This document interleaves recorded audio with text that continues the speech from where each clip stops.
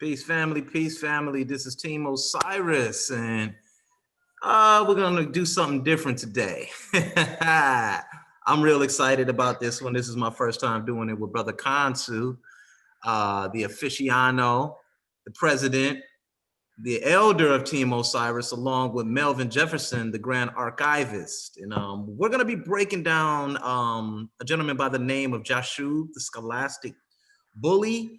We're going to be breaking down his presentation that he gave a couple of days ago about Blacks being Jews, and we're going to be discussing some of the sources that he decided to use. I think it's very important that we go over these things because we're doing this so everybody can learn how to discern the information themselves, and that's what we want to show, and that's what we want to present, because there's no need to argue. There's no need for you or us to continuously be or become ignorant when dealing with these matters. Once again, as counsel was taught me, a debate is peer-to-peer. A debate is, we are looking for primary research. That's what we are looking for. We're looking for primary research, primary sources. This is not a WWF shouting match. This is not about disrespect. This is not about making inflammatory remarks. This is about getting down to the scholastic business, and that's what we're here to do. Well, you know what, Chris? No time is better than the present, man. Let's get it cracking. Yes, sir. Yep, yes, sir. I'm with it. Let's go.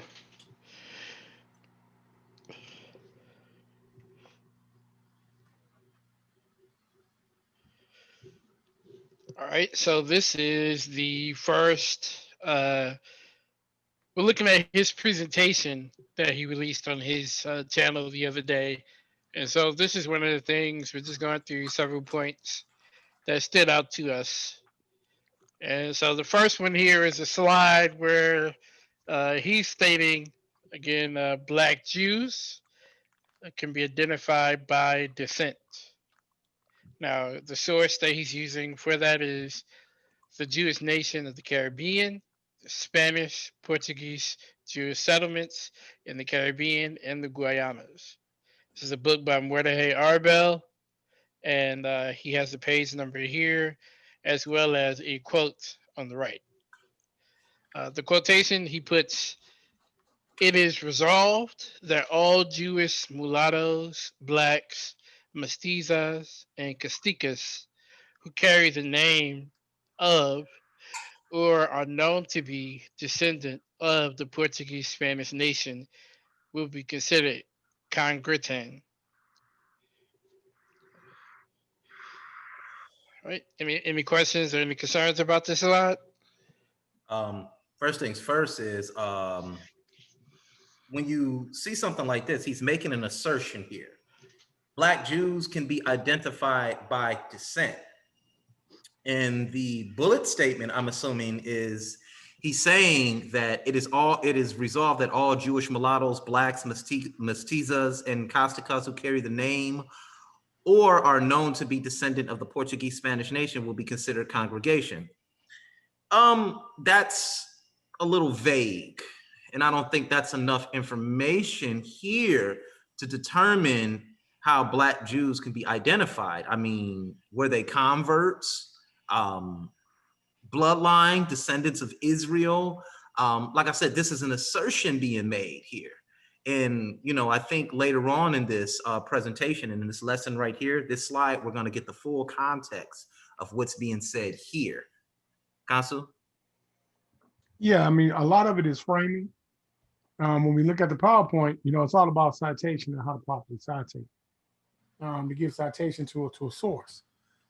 We see that the source is the Jewish nation of the Caribbean, the Spanish, Portuguese, Jewish settlements in the Caribbean and the Guineas, right? We have the author's name along with the page number. Now, one would think that this citation is adequate just by looking at it. And then when we look to the right, we see that this is a bullet point that says it is resolved that all Jewish mulattoes, blacks, mestizos, and casticas who carry the name of, or are known to be descendants of the Portuguese Spanish nation. Now, this has been put in bold. will be considered congregation. And so this is put in bold. So this is saying that I'm emphasizing this point within this stanza. And then it's finished with a period. So I want you guys to pay attention to that. Next All slide. right. Yep. Yep. So we're gonna look at the source here, and we're gonna also take a look at the quote and see if we can pull some more information from that. So on the next slide here, we have side by side the actual quote from the previous slide in its form, and then we also have on the right hand side in white the source here.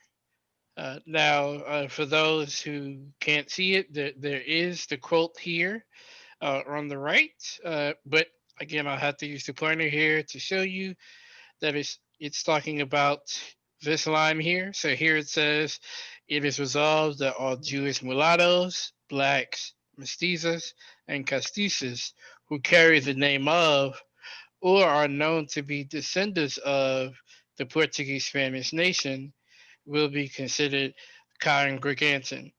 Or congregation, or congregation. It's just another way of saying congregation. That's all. Correct, correct. Do you guys have any issues with this particular slide here? No. One of the things that once again that he did in this slide was he parsed it and he did not give its full context. First of all, this seems like somewhat of a journal entry by it says in 1787, and we'll see that on the next slide.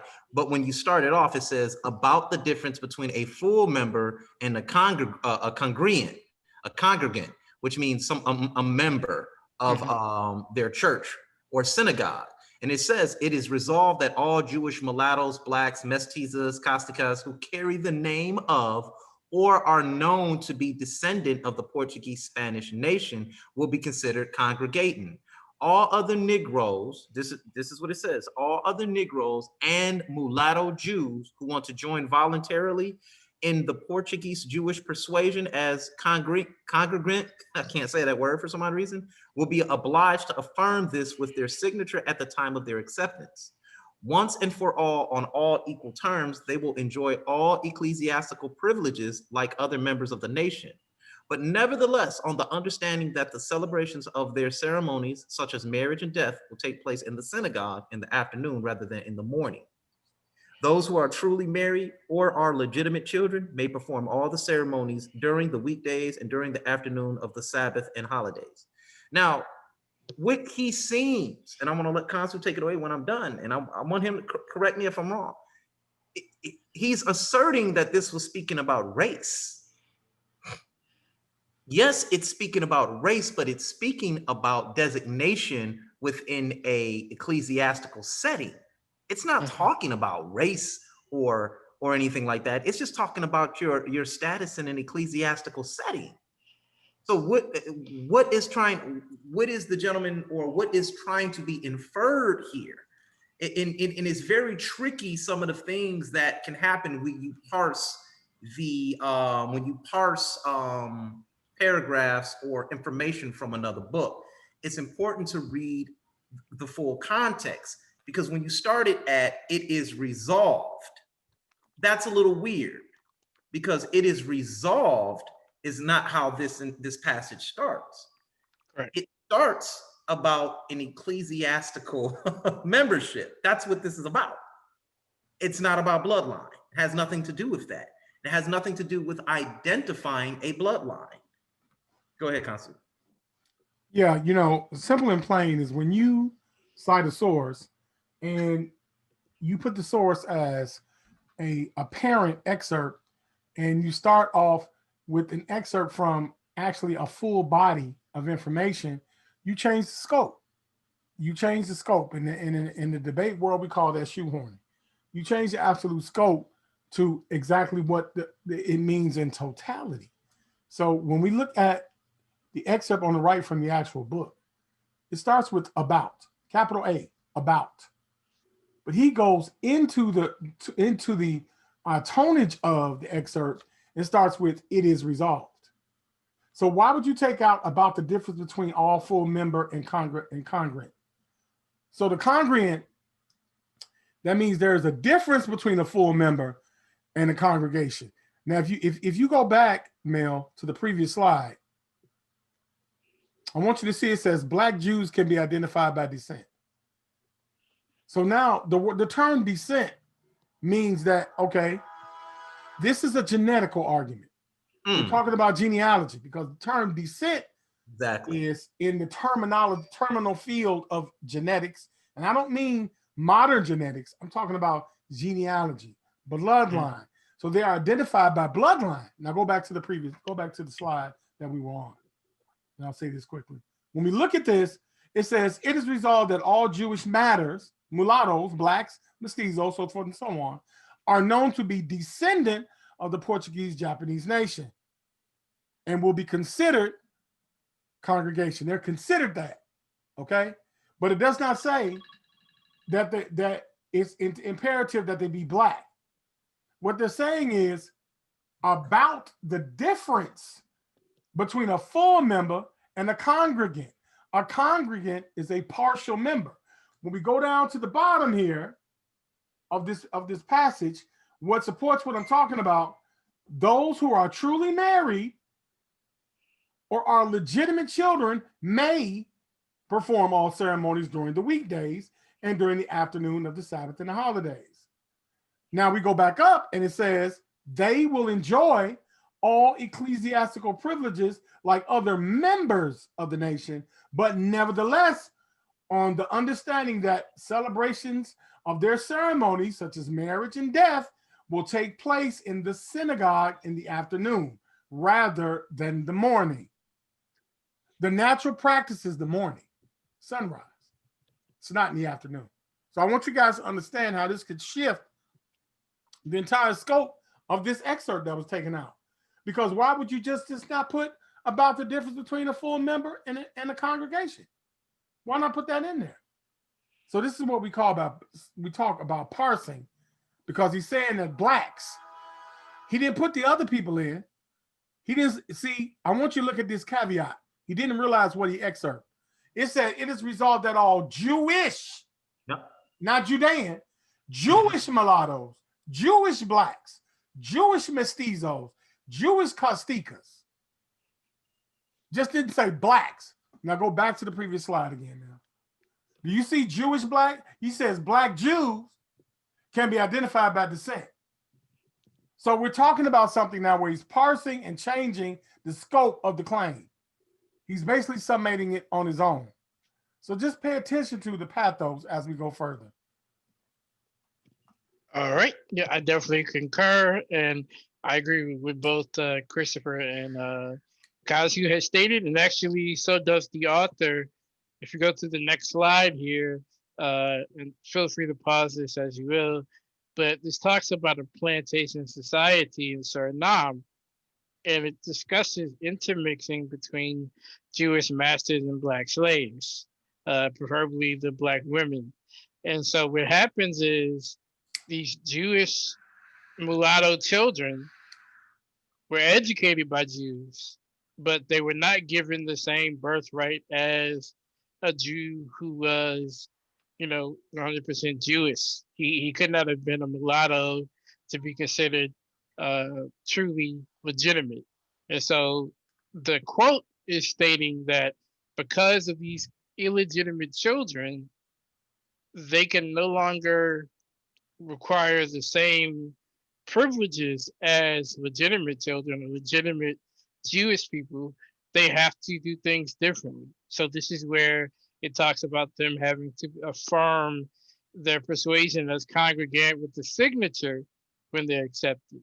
It also talks about, like Haikasu mentioned, when they take up the ceremonies like marriage or death, the synagogue for them is available in the afternoon instead of in the morning where the legitimate ones have access to. So again, the context is that there is a difference between legitimate Jews versus illegitimate Jews. And those who are mulatto, black, mestizos, and caciques that are also Jewish are not considered legitimate. So this goes against the very same context of what Jashub was presenting in the previous slide, that again, Black Jews can be identified by descent, because this is talking about a cultural norm and practice. Any questions about these slides? Go ahead, Chris, because I want to identify something, but go ahead, Chris. You're unmuted, I Chris. want to read something real quick because this is very important that we understand context once again. And when I see people parse things like that the way they do, it gives me the impression that you're trying to push a narrative. And it's the same thing when I used to read the Bible. I used to always tell people you have to read the complete thought. You just can't take a certain verse and snatch it and pull it out of context. The gospel does that a lot. You're a scholar. You're supposed to be very scholastic, and we must learn how to read things in context. Let's look here, starting, go right here where it says, and the historian Goslings, right? Go to the page 107. Okay. And it says, and the historian Gosling, who specialized in the Dutch presence in the West Indies, wrote, this is what he wrote: the Jews were accused that they could not maintain discipline among their slaves. There's a difference right there. Mm-hmm. Now, the thing is, if you're saying that you're a Jew, are you saying that you had African slaves? Because this does not sound like the curses here that's listed in your book. Now, I'm not trying to accuse you of everything, but context is key when reading these books. Let's continue on. When the slaves were idle, the falseness of these notions has been proven over and over again. Now, you see it says ... So there were some other things that was written that we're not privy to in this passage, but I want to continue to read this. It says that the fact that the Bush Negro Rebellion started in regions that had no Jewish plantations, the existence of so many liberated slaves by Jewish owners, and the appearance of the so-called colored Jews, which we will deal with in the Pariambo, could prove that Jews were relatively more lenient to their slaves. In a plantation society like the one in Suriname, there was some intermixing between Jewish masters and Black slaves.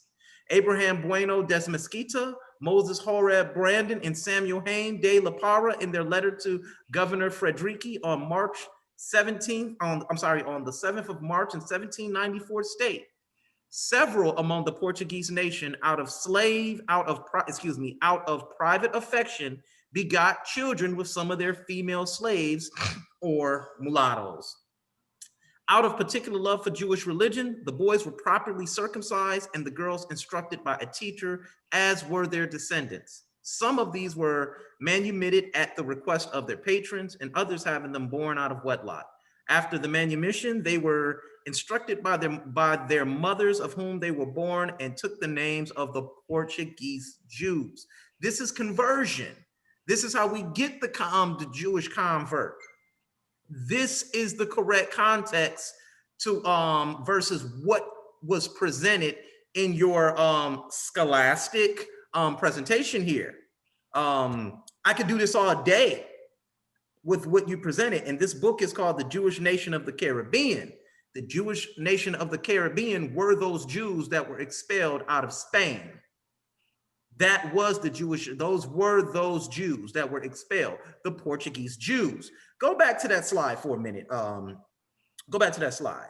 Now, if you read this closely, you should be asking yourself, I'm not understanding what it is he's saying, because it says are known to be descendant of the Portuguese Spanish nation, will be considered congregant or members of the congregation. It does not say members of Israel. It does not say members of the church. Members of a specific bloodline. It is talking about members of or descendant of the Portuguese Spanish nation through the intermixing between those Spanish Portuguese Jews and the African mothers or slaves that bore children to them. It's just that simple. Yep. Something I'll say real quick before Kansu goes. Also, this talks about status, because here it says their status in the Jewish community, and it's talking about these mulattoes or Black Jews. Their status in the Jewish community caused some ecclesiastical as well as communal problems Most of the mulattoes of Jewish descent were offsprings of non-Jewish mothers, and according to the rules of Judaism, could not be considered Jewish. Uh-oh. Notwithstanding in the Jewish savannah Conflict. of Hashma in 1754, where Hashmoth is also the same person the quote came from, established rules by which mulattoes would be admitted as congregants, which is members of the community, but not as Yehidim, full-fledged members. So showing a contrast, a clear contrast between the rights of full-fledged members in contrast with these black Jews or these mulatto Jews. Go ahead, Counsel. So when we see this and we see how the parse was done, it makes you wonder if it was intentional or not. I don't know, but it's given a strong inference. So to parse this way without saying about the difference. So when we look at the very top, the 1787 Hashmoth made it even clearer, semicolon. So that means that this sentence, and go back to the page you just left, Mel, that means that sentence before the word about was alluding to what you read prior to about the Jewish surname and the Hashmaka and them being Yahadim. That was a continuation of that. But he didn't, not only did he admit that, he admit about the difference between. Now this paragraph needed to be given in its entirety to say that it was a distinct difference. And if as we read all the way through, there were different privileges. So now as I've read this, since we didn't read the book, we go to the top left of the same page and it says Jewish masters. So now if we know the culture of Judean culture, we know that you are who your father is. You're not who supposedly your mother is. But this is the contradiction here. If you are who your father is, according to this, to the publicized doctrine that you purport, then that means you guys would be children of slave masters, and you are the slave master. You're actually not the African that was enslaved. You're not the black, you're not the mulatto, you're descendants of Jewish slave masters. Not because you are who your father was, who mixed with black slaves. They didn't mix with men, they mixed with women. That's how the Hashmoth was created. So this gives direct conflict to the implication and inference that was put on this slide. Yep.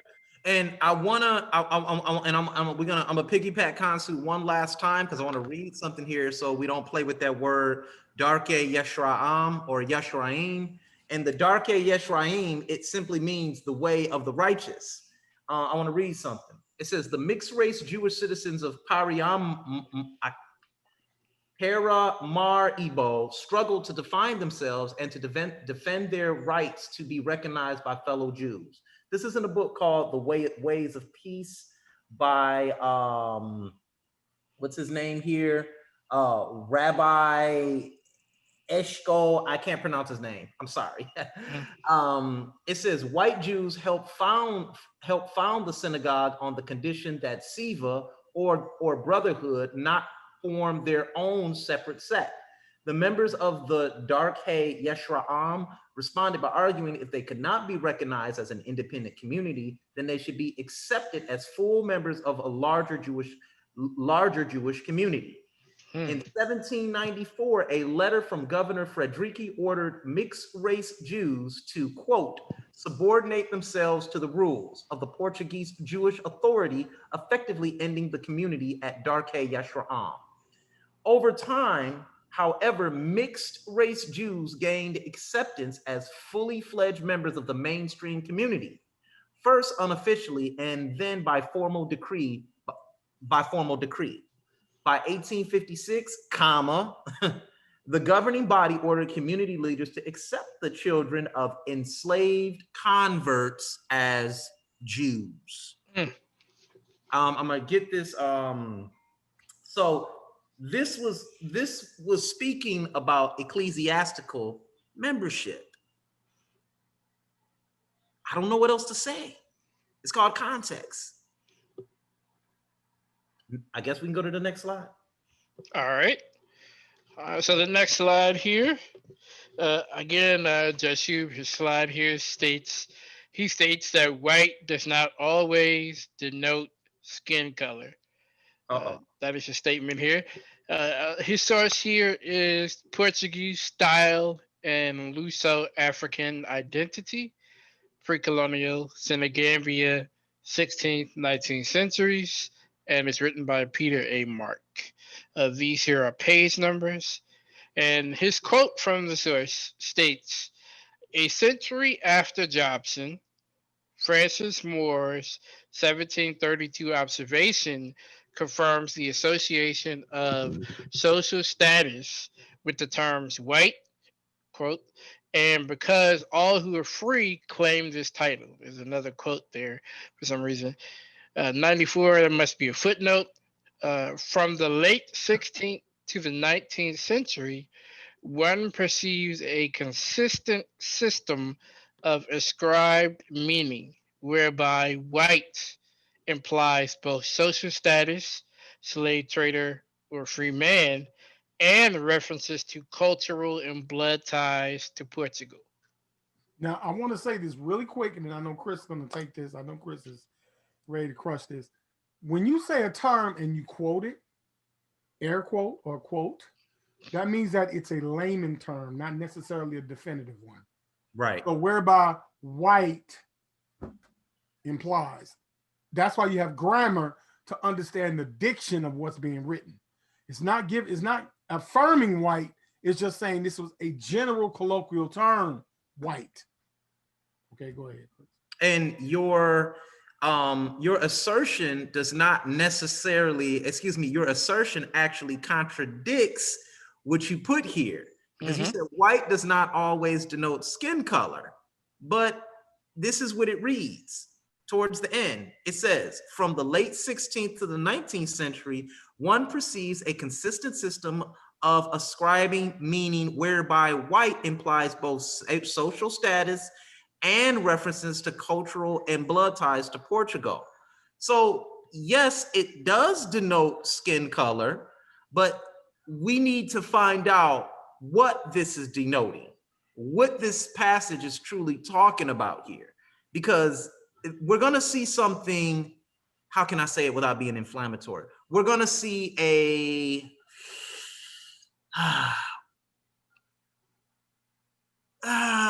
we're going to see a pattern here. We're going to see a pattern here that's being produced with his narrative here. All right, I'm going to go ahead and go to the next slide. So here on the next slide is the quote below that we had just read. And then above on the left here is the actual quote. So I'm going to actually show you guys exactly where that quote is to make it easy. So it says, after a century after Jobson, Francis Moore's 1732 observation confirms the association of social status with the terms white and black. Pause.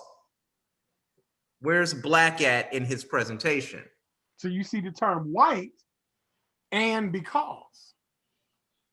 But he took out the word black. Why? Why? Uh-oh. Don't tell me you were copying and pasting and forgot to put the word black in there. That would have changed the whole premise. Would have changed your assertion immediately. Exactly. So I said it contradicts itself. Keep going. Okay, and also there's a period here.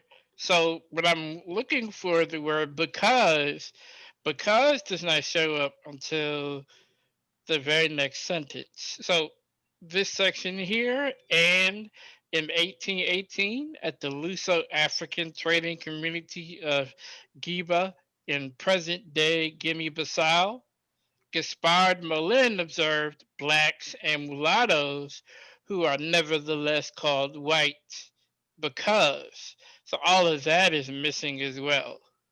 So hold on. So he took that out. Is that what you're telling us? I don't see it here. Let me go back to the previous page. Maybe I'm missing something. No. I don't see it there either. Okay, so now we have some forgery going on. Yep, it looks like something's either intentionally missing from here to either make a point that the original author isn't making, but it's crystal clear that it was, something missing because of black being missing in the actual text, and then the fact that the entire beginning of a sentence is missing as And well. Gassard Moline observed blacks and mulattoes who are Who are nevertheless nevertheless called called white. white. Now, here's the thing. Why would I take that out if I was a Hebrew? Well, I got to prove that I'm under the curses. Right here, you ain't seeing no curses. You seeing them being called white because they're free. So I have to remove that in order to push a narrative. That's what it looks like when you take that type of information out. That's why I say context is key. Go back to the last slide for a minute. Now it says white does not always denote skin color. You're right, but what are you trying to push here, Kansu? What is he trying to push? Because we see a social status being spoken of here. Correct. Yes, what I see, the pattern that I see, Chris, is I see a genetic fallacy. I see that you started out with descent, now you're going into phenotype because you're focusing on skin color. You went from descendancy, which is blood transference, heritage, which is descendancy from ancestry, right? And now you're going into the phenotypical skin color to justify a congregation, not a lifestyle, being a member of the church of some ethnic people.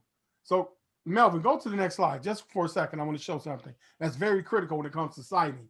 And this is why we focus on scholarship. When we go to the top here, what was omitted, right? We see that the term from, where it says from, Down by 94. yes, a free claim to this title, right? Yeah, on his side, yeah, from here. Now we don't see 94 in this book anywhere. We don't see the quote. Where did that come from? It's Why right is there. that in there? It's right there. Right It's right here. there. 94 Right. is a footnote. Usually, It's a footnote. right. So that means that if it's a footnote, it needs to be cited because the footnote gives scope to the actual quote. Correct. But So, my, go my ahead, man. but usually whenever I see a number like that doesn't pertain to the actual discussion, like it's not a year, it's not referencing a page number or an age or something relevant, it just stands out like that, that lets me know that was a copy and paste job. Oh yeah, well I know the methodology. We know it's copy and paste. Yeah, that's why you took the stuff out. Yeah, exactly. And you took another it thing out. that we see is we see 95 at the bottom. Generally, what these are web books. You went to the web and you copy and paste it. That's why you see 94 in a book. It's done by stanzas. You'll see 94, 95, 96. A lot of books that I have on the on internet, you'll see that a lot. Correct. But our gripe is, once again, is the narrative that you're pushing, bro, young man, because the narrative that's being pushed here is, as Kansu say, genealogy now. But this was never talking about genealogy. Once again, this is talking about social status. But you took out the word black because you also see that blacks were called whites for social status. Correct. You understand what I'm saying? That's what this was talking about. This has nothing to do with genealogy. So once again, you misparsed some critical information. As a matter of fact, that blacks and mulattoes who are nevertheless called white, because all who are free claim this title, right? That's very important. You didn't even put that in your presentation, sir. You didn't even put that there. You didn't even cite it. As a matter of fact, you took out the word black. You took it out. That's sort of disingenuous because, I'm being called names and all I said is we're going to do a presentation. And I can say a lot of things, but this is dishonesty. This is dishonest scholarship. let's go to the next. Don't go to the next slide. Let's go over here to Portuguese style and Luso-African identity. So at the I'm gonna- bottom here is where this actual quote is from here. But if you look up right above it, there's some clarity given about the social status. There you go. So it says the origins of the Luso-Africans' use of white and black may be traced to the 16th century. Almeida uses the term black to refer to Africans and white to refer to Portuguese and Cape Verdeans. His use of the term likely reflects attitudes about color prevalent in the late 16th century Portugal. At the same time, however, Almeida's terminology does not follow a simple binary oppositional model, and it transforms the pre-existing Iberian terminology. Already in the 16th century, the society of Cape Verdeans was widely intermarried, and Almeida himself was apparently a mulatto. Nevertheless, he places himself in the category white, that his family belongs to the island elite, and that they own slaves, suggesting that white and black referred not to skin color, but at least in part to social class. So it's giving clarity here, and it's adding another confirmation from Francis Moore's 1732 observation. So it's just confirming what was already spoken above. And here it even talks about how Jobson calls black Negroes. So there's context being given that if you would have added that context, that would have also helped. Go ahead, Chris. All right. Yeah, I was going to read that, but I think you've already read it. Once again, it gives let the book explain itself. Correct. We don't have to do the exegesis, eisegesis thing and trying to create narratives that don't exist. That is called shoehorning, as Kansu has said. Once again, I'm not saying you did it deliberately, but we're seeing this pattern here. We're seeing this pattern here with your presentation.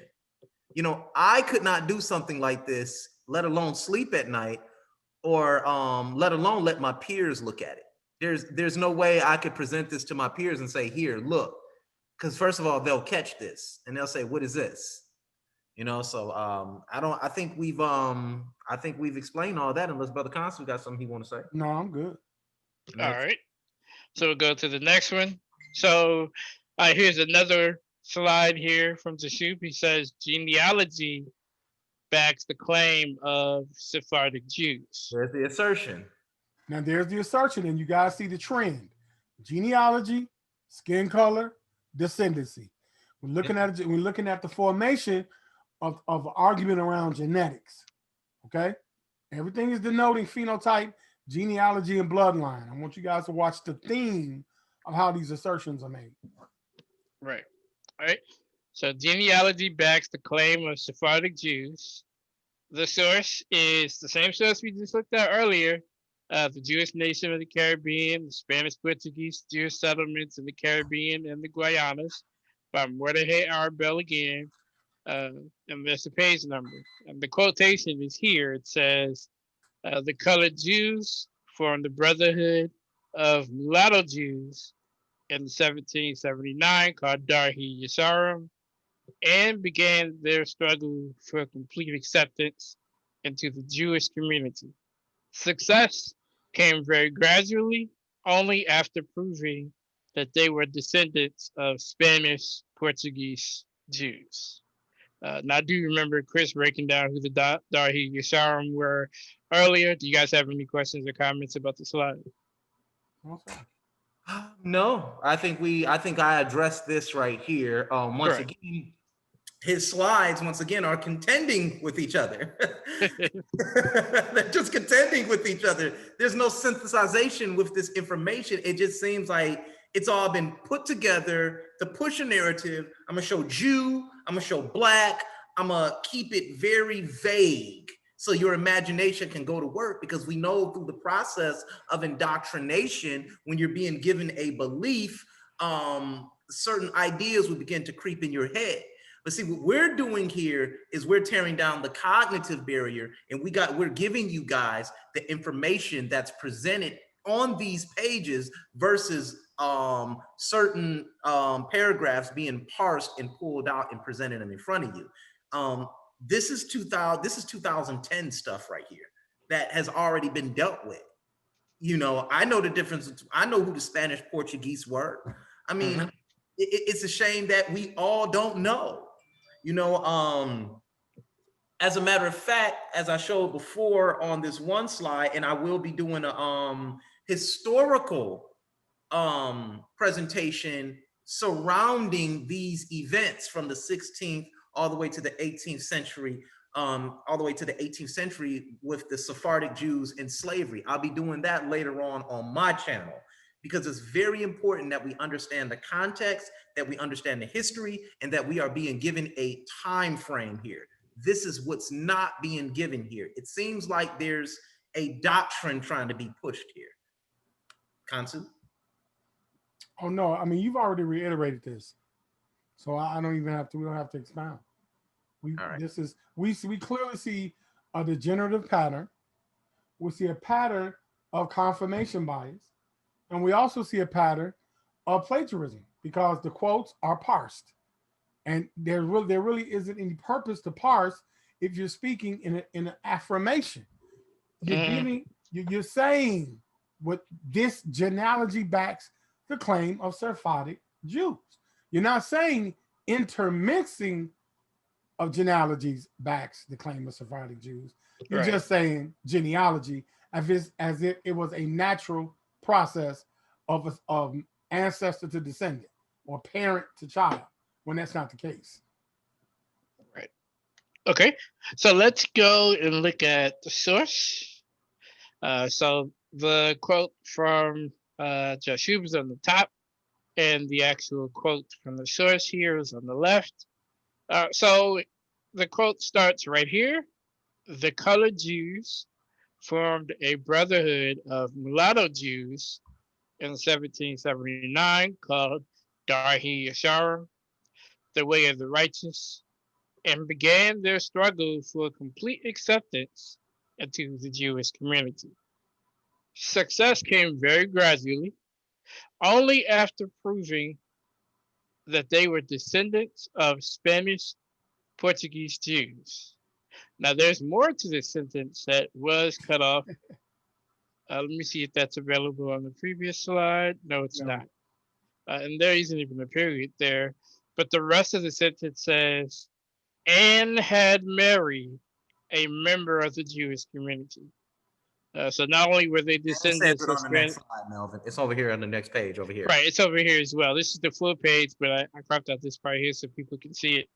But yes, they were not only descendants of Spanish Portuguese Jews, but they also married a member of the Jewish community.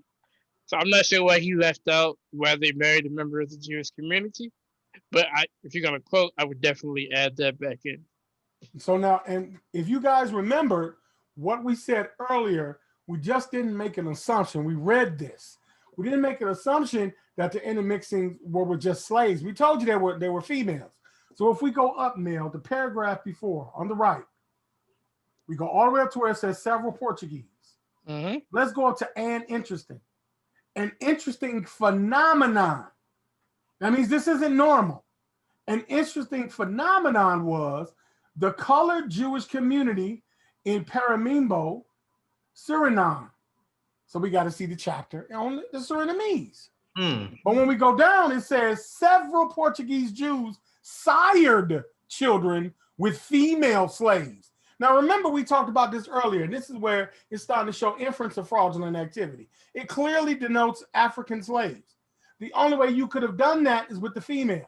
So that means that if the law is you are who your father is, guess what? You are a slave trader. You are part of the slave community then, which violates your covenant as a Hebrew Israelite.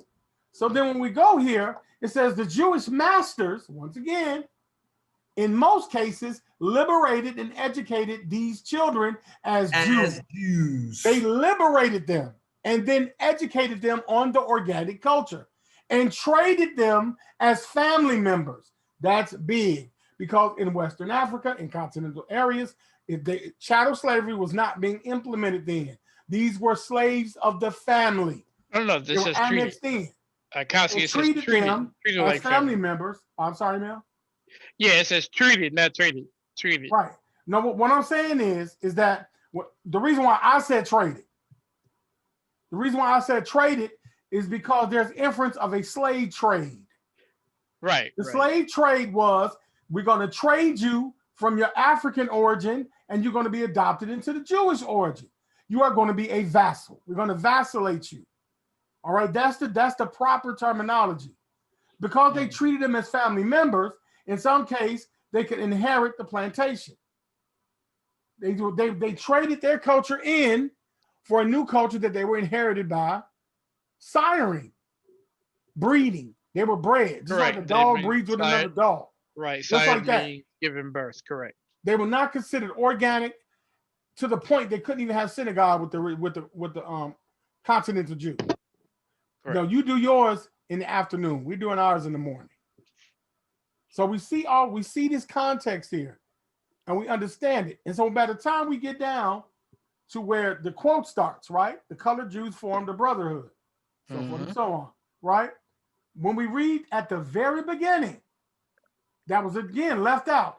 These Jewish mulattoes were accepted into the synagogue, but only became full-fledged members when their desire to be Jews proved to be serious. That was intentionally left out. Why? These blacks that you're talking about genealogy, they had to prove their allegiance. So it wasn't a genealogy association. It wasn't nothing genetically associated by these guys. They had to be proven their fortitude to their alliance as a member because their mother was African. So that tells me because it says here when their desire proved to be serious. So that tells me a lot of them were not seriously interested in becoming Jews or being accepted into the synagogue. That means that their mother probably still taught them their traditional beliefs. Because there's no way you could say that they were not serious if they accepted their father's, the slave masters' beliefs and culture. So the only way to say that they were accepted is to say, okay, they're serious about becoming a Jew, and so we're going to accept them in the synagogue. Exactly, because these Jews were following the laws. They were following mitzvah. These children cannot be who we are because they come from African mothers. Correct. So because there was a social unrest that was talked about in the previous slide, that was intentionally left out. It was a social issue. Therefore, we're going to have to settle this by them giving allegiance to the fact that they would be Jews. So I want everyone to understand that this was considered a phenomenon. This means it was an anomaly.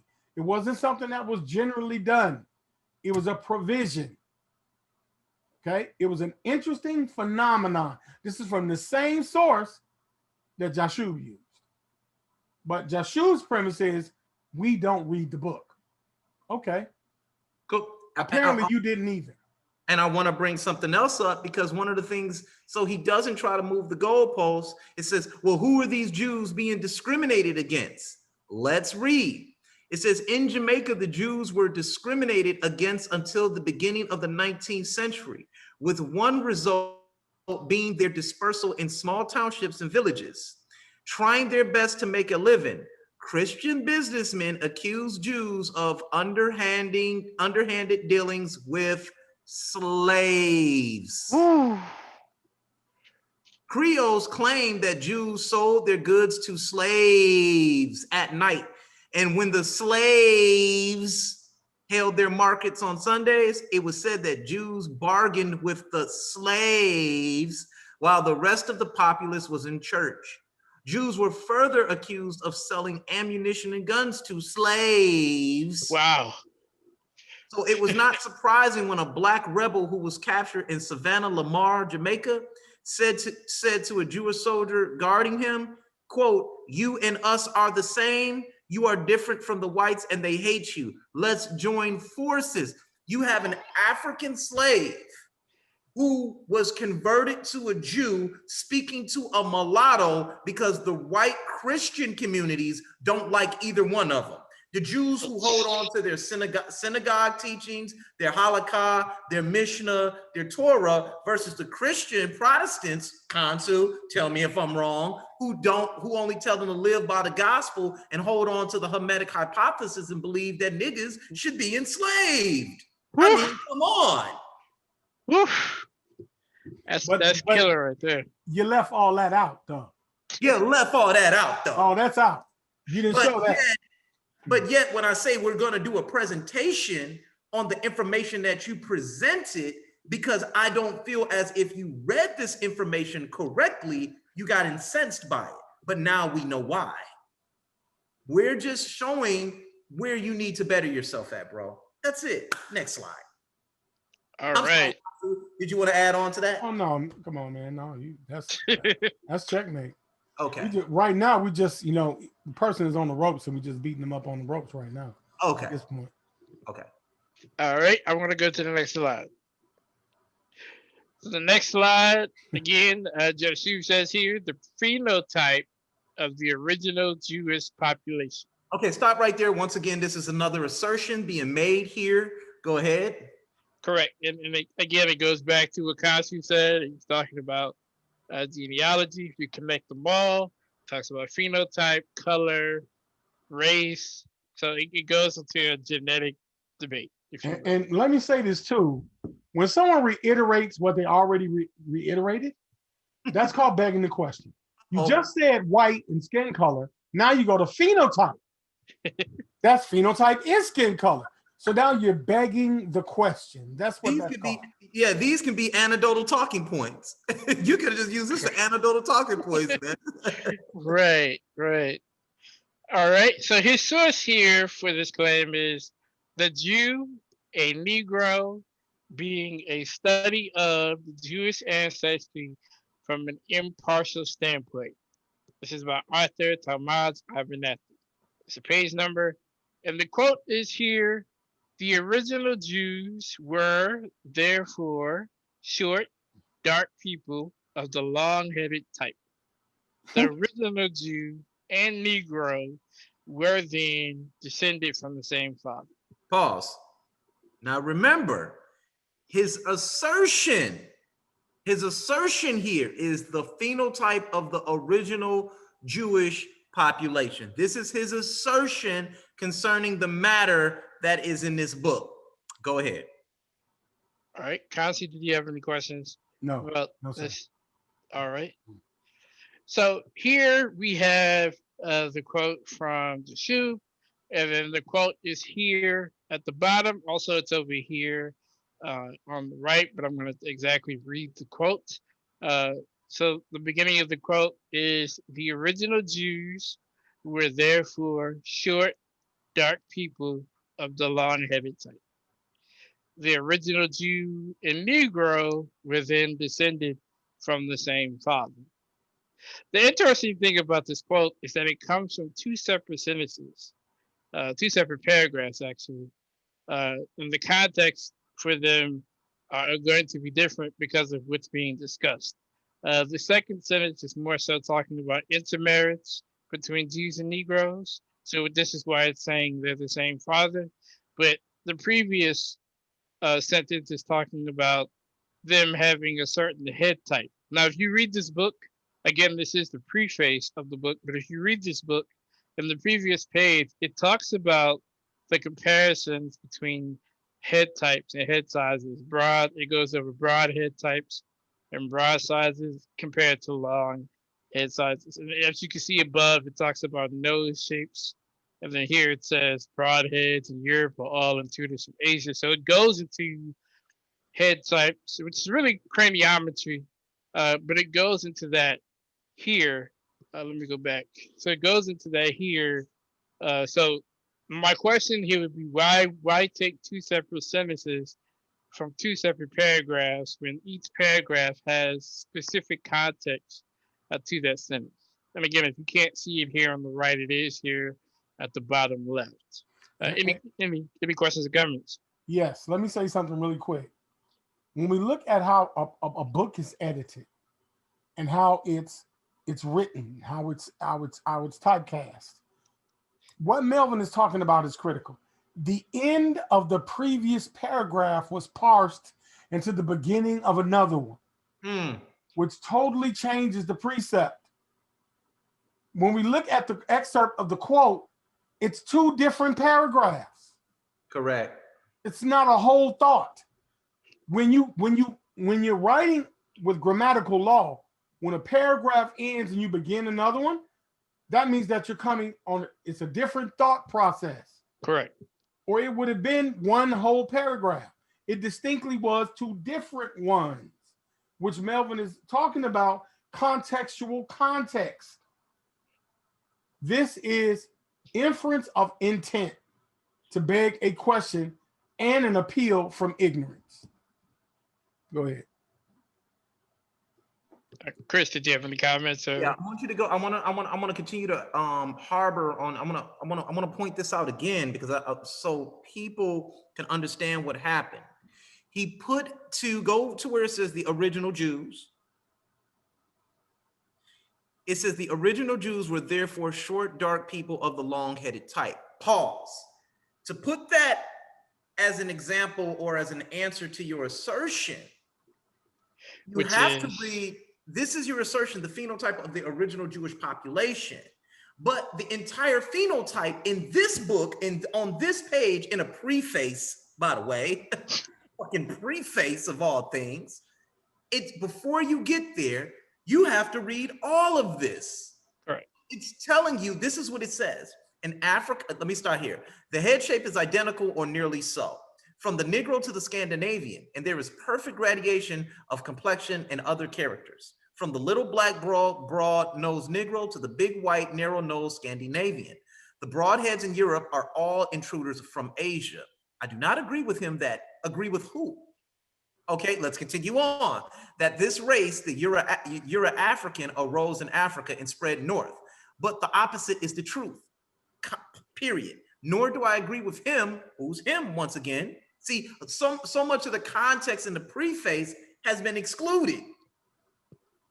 Nor do I agree with him that the original Aryans were the broad-headed Asiatic invaders. The weight of the evidence is to the effect that the original Aryan was the blonde part of this Euro-African race, which was cooped up in the north. The original Semites were those which spread around the Mediterranean, probably on the northern and eastern shores. The Hamites were then an early offshoot in Africa. It is but a step from the Berber and Egyptian to the Sudanese, and from these to the true Negro.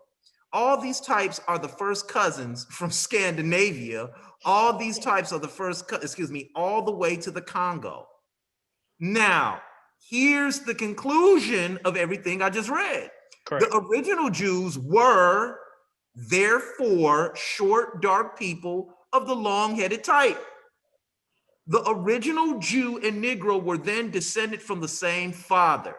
The evidence of intermarriage you mentioned, who is this him again, is a universal phenomenon in the close affinity between Hamitic and Semitic speech and between the Northern Hamitic people and the Semites shows a close relationship as you surmise. So in this preface, we don't even know who this him is because you did not give proper context to what is being said here.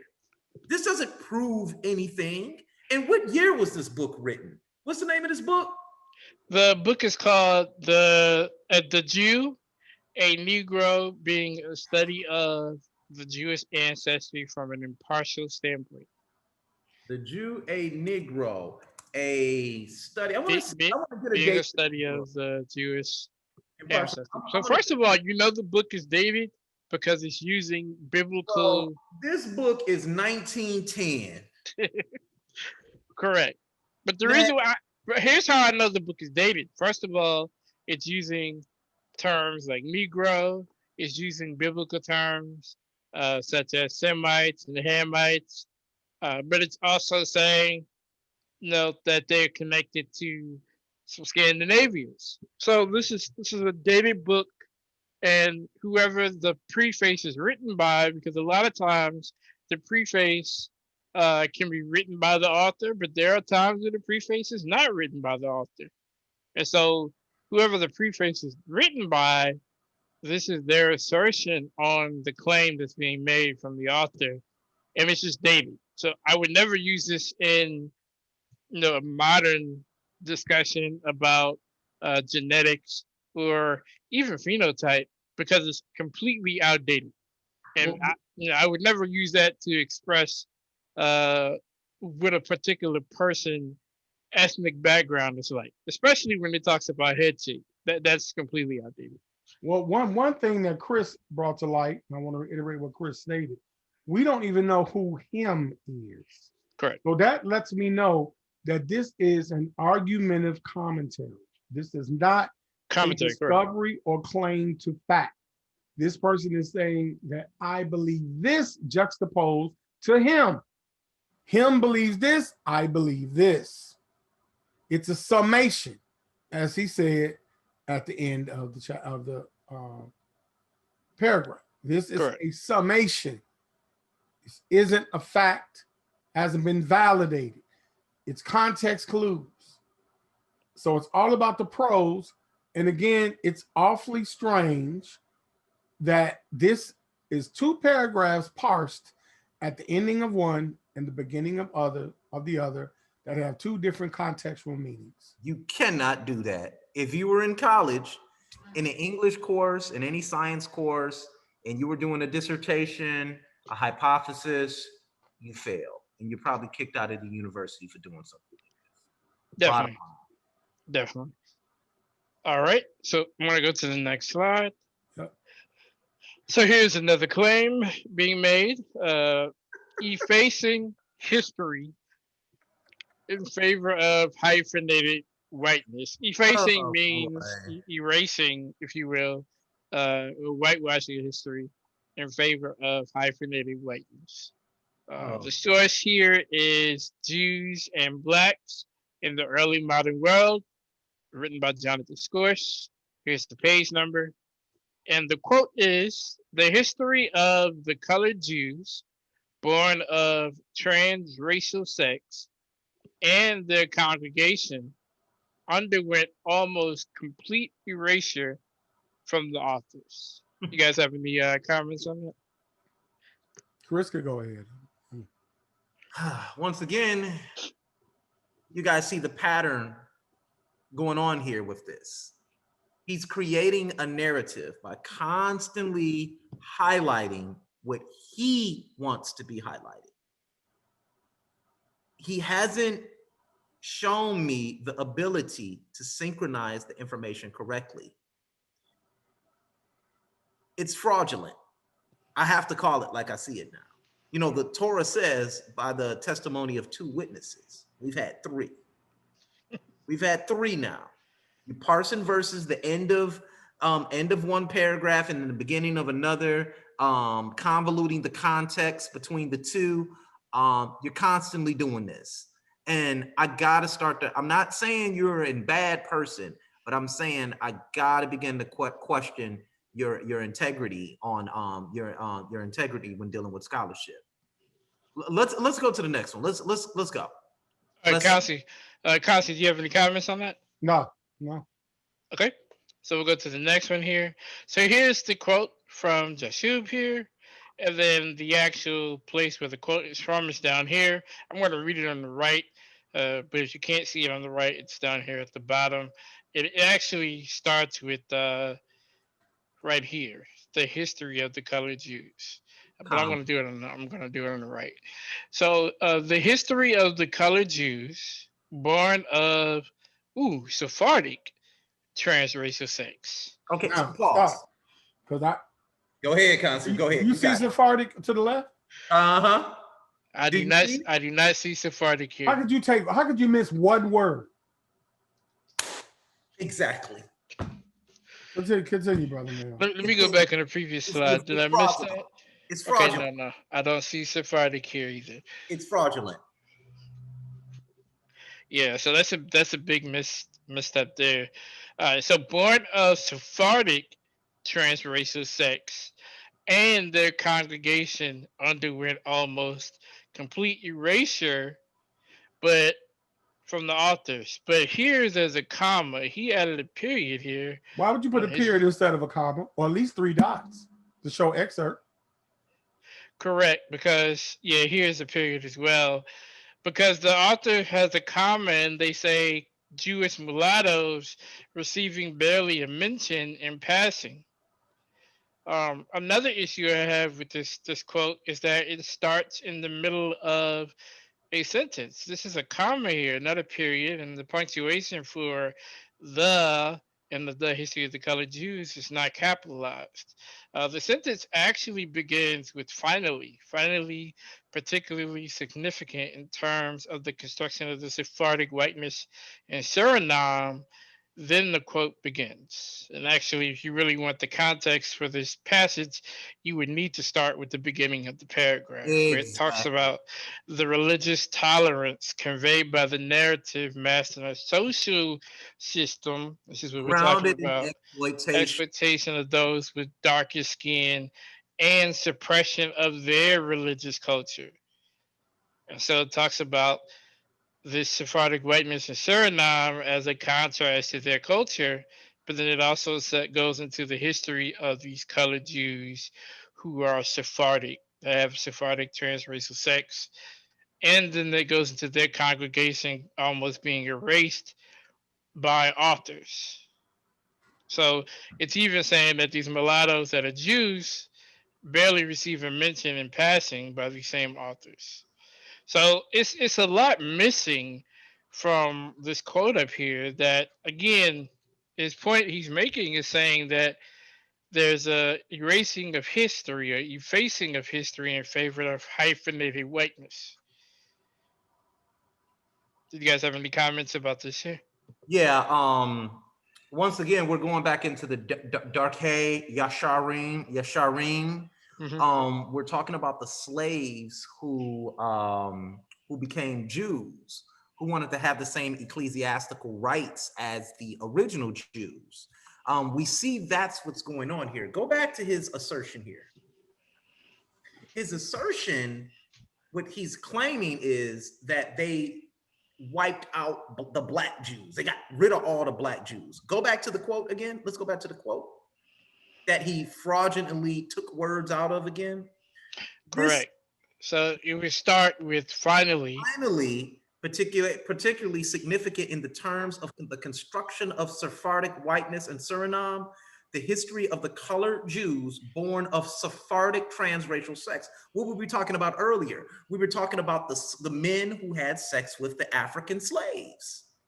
And their congregation underwent almost complete erasure from authors. Jewish mulattoes receiving barely a mention in passing. Now we know mulattoes, Jewish mulattoes, were people of mixed descendancy. Correct. That ain't talking about the original Jews or that's what this is talking about. That's a shoehorn. And your assertion is incorrect based on what's being presented here.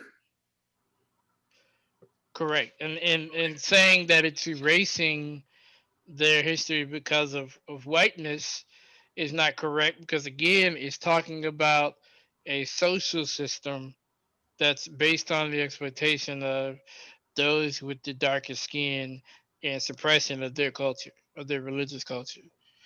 So I think again, if you really want the context of the quote, you should get the entire paragraph in which the quote is actually in, so that you can understand what it's talking about. But again, because he grabbed this quote from the middle of a sentence and also took out the word Sephardic, it's very disingenuous. It shows that, like, if you're gonna copy and paste, you would never miss that word Sephardic. That word is in there, so that means it was intentionally taken out. Constance, did you have any comments? No, sir. All right, I'm gonna go on to the next slide here. Okay. Hell, I didn't see that when we were when we were putting that together. I didn't see that. Yeah, you gotta have an eye for those things. Again, you gotta have a book to see that, So if Yeah. if you got the book, you can easily see that. So next is the next claim he's making is irrefutable data on the classification of the Jews. No, And pay attention to the word irrefutable. yeah, it's a big It's in statement. an assertion. Just pay attention to that. Go ahead now. Yep. All right. And then the source is the Sephardic Atlantic Colonial Histories and Post-Colonial Perspectives. This is by Sina Rauschenbach and Jonathan Scorch. There's the page number there. And the quote is, early modern Jews were not automatically white, but they were easily counted among black people. There's that white again and black again. So we'll see where this goes. You guys have any comments on this particular page? Let's see, it says early modern Jews were not automatically white, but they were easily counted among black people. Well, it goes right back to a couple of slides ago where you had a slave rebellion and they were telling the mulatto Jew that you're not accepted amongst the whites because of their religious practices, because of their intermixing, their fathers intermixing with slaves. The slave would recognize that. You know what I'm saying? So yes, they were easily counted amongst the black people, but of course their social designation would be considered white because they were in fact free. But of course, a Christian Protestant or Catholic is going to look at them like, oh, you don't worship the gospel. Nope. So therefore, you're like the black people here, as far as religious rights, so on and so on. These were the things that was going on. This is why they were expelled out of Spain. Let's just go to the next one to see here. Irrefutable data. Irrefutable, guys. All right. So here is Jashub's quote here at the bottom in orange. It's in orange. And then at the top is the actual quote where he got it from. I'm going to show the actual page in a second, but I definitely want to do this first, this comparison. So here it's a quotation actually, and it says early modern Jews. So first of all, he has it capitalized, but we'll continue. Early modern Jews were not automatically white.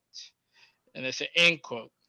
But, and again, just for punctuation, he has that capitalized. He put a period there. He did, and he also capitalized it. But they were easily counted among black people. Now, there's a comma here. He doesn't have a period, but he's missing the context for the quote.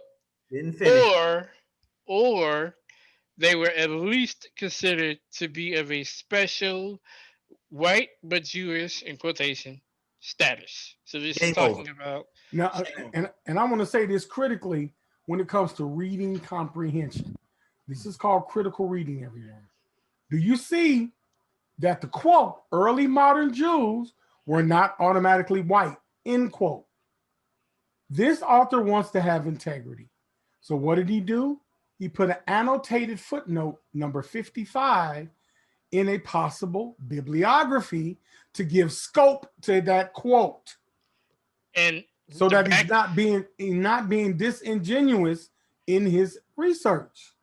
And to back you up, Kansu, the beginning of the sentence doesn't start here. No. It actually starts as Jonathan Scorch has convincingly argued. So it's likely that this number 55 references a Jonathan Scorch writing, whether it's in the book or article or something. So again, the context of that sentence is very important. And let me clarify this, guys. It's called cognition. What validates is the preface that we had showed earlier, the word him. So obviously, Mr. Source is arguing a him, whoever that him is that was left out. If we go early on in the preface, if we start from the beginning, we'll see that this is a commentative argument. And it's why footnotes are added, because he's not claiming to have facts. He's claiming to justify an argument that is still open. The same argument, white but Jewish, which was left out, has a footnote as well, 56. So it shows a pattern of this particular author that is letting everyone know that this is my opinion based on my general research. This isn't a fact. This is not should be used as a reference point for primary, rendering this second to tertiary evidence. All right. I wanna get back into it, and once again, this is speaking about social designation. This is social designation. This is not talking about race. This is a social designation. And because he did not cite this properly, his source properly, we get a lot of missing context here. This is why I said on the Garfield Reed platform, some of the things that he used to prove a point or convey his message, let me know that he did not read these books in its proper context. Reading comprehension, context, understanding what's being said, understand why it's written are keys. Remember, his assertion was it was irrefutable. Well, if it's irrefutable, why did you take words out? Why did you take punctuations out? Why did you deface the scholarship on here to convey a message? This is fraudulent. And as a listener to YouTube or Black YouTube or the scholarship that's on YouTube, I have a right to be upset at this point. This is what I'm sitting up there saying. We call each other names. You slandered me on Garfield. Excuse me. You did all of this, but yet you do it to yourself. You bear witness to yourself. These are the things you're doing, and we're just pointing them out in your presentation, man. That's it. Right. We're seeing the pattern here that is unavoidable to miss. Right. I'm going to go to the next few slides. There's a few slides here, but the reason why I have them is because I want to add context here. So it talks about this is all prior to the actual quote. So the quote comes here. This is where the quote comes on 173 in the book, but the pages prior to that have some context. So here it talks about the situation of the colony, and this is the colonies in Spanish America. So Nassie's Essai Historique.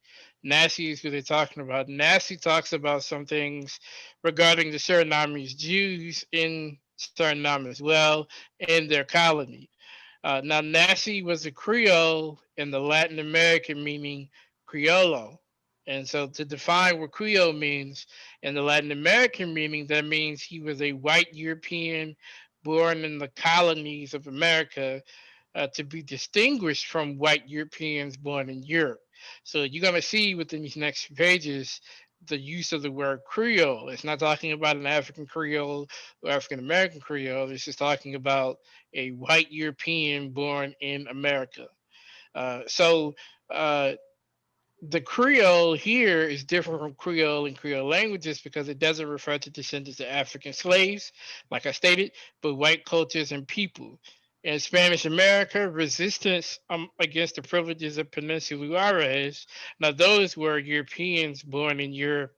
In the Iberian case, they're called Peninsula Juarez. So you have a discrepancy being made that there is a difference between whites from the Americas and contrast from whites from Europe that born in Europe.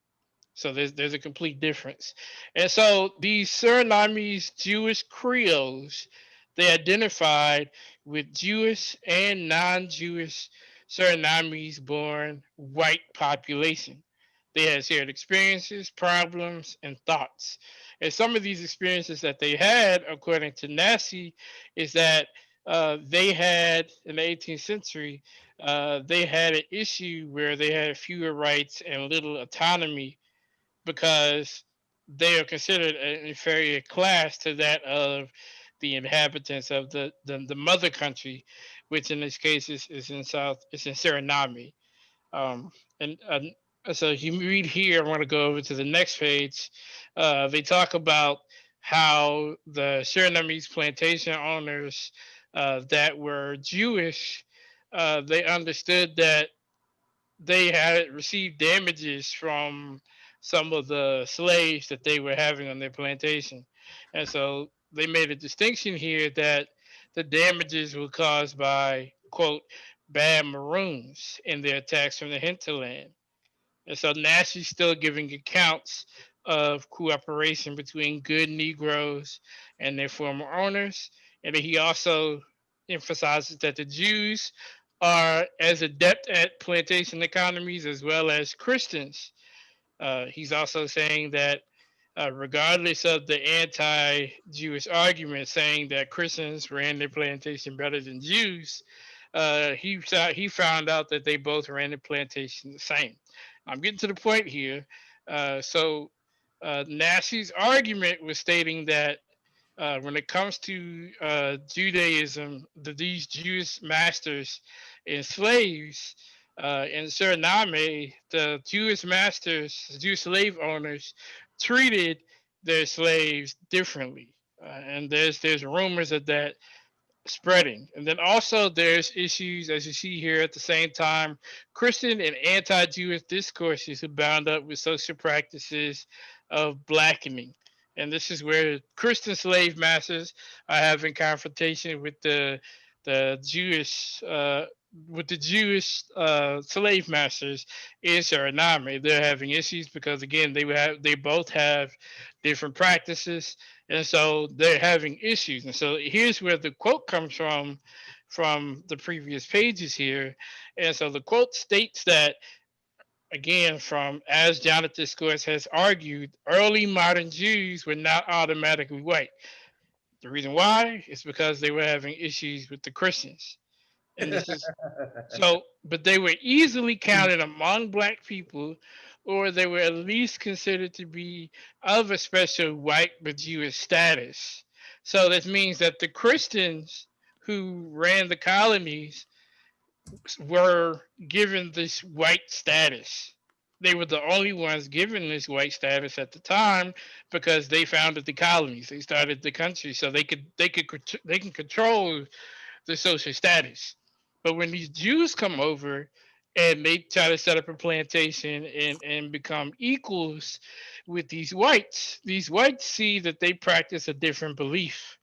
So they say, oh, well, we're going to put you along with black people because we don't see you as equal as us. Or you're white, but you're Jewish, so you're not quite equal as us. So there's the context to this quote, because again, if you go back to the original statement, this is the irrefutable data on the classification of the Jews. And if you just read his quote is stating that modern Jews were not white automatically, but they were counted among black people, alluding to Jews were considered black, so maybe these were black Jews. But again, if you read the actual if you read the book and you read the context before the actual quote, you see that there's an issue between Christian slave masters and Jewish slave masters. Yep. And so that's why the classification of putting them among blacks or putting them in this quote white but Jewish status is necessary. That's all I'd say. And you expect a correct rebuttal to something that is absolutely cognitively dissonant. We can't formulate a rebuttal until we know you're coming with integrity. Correct. So we only have to use your sources that you mishandled directly in order to try to refute. But you misquoted and you parsed. And it's starting to look more, you took specific words out like Sephardic to hedge and change the whole complexity of the book. And the book wasn't primary research. It was an individual's account and commentary juxtaposed to someone else's because this was an argument. Correct. I'm good, man. What else needs to be said? This is ridiculous. All right. Hey, Chris, if you don't have any comments, I'm going to go ahead and move on. Please. All right. So here is, I believe we have one more to go. Nope, maybe two more after this. So the claim being made here is Jewish slave trade via privateers. And This is a good one. This is a good one. Oh, man. And the source is the Jews of the Ottoman Empire and the Turkish Republic, which is interesting because as of late, we've been dealing with sources that are Portuguese, Spanish, and Suriname. So now we're going all the way over to the Ottoman Empire and That's Turkey. why I said your timeline. We all over the place with this timeline. Right. Is how do you make that connection? Are these the same Jews? Let's hope that these are the same Jews. All right. So this is written by Stanford J. Shaw, and it's a page number there. The quote here is: in the mid 16th century and after, Jews were enslaved by Christian and Muslim privateers uh, in the Mediterranean, who imprisoned them in places like Algiers, Tunis, Naples, and Candia, selling them into slavery. Oh boy. You guys have any comments on that? I'm not going to say anything yet because I heard privateers. I heard a private group of people. He's all the way in the Ottoman Empire. That automatically nullifies all the other assertions prior. There's no cognition. Okay. Chris, did you have any comments? No cognition or synthesization with the information. Just a bunch of nonsense. Let's just get this over with. All right. So first, we're going to do the comparison between the book and his quote, and then we'll go into the actual book. So above is Jashub's quote here, and then here at the bottom is the actual quote from the book.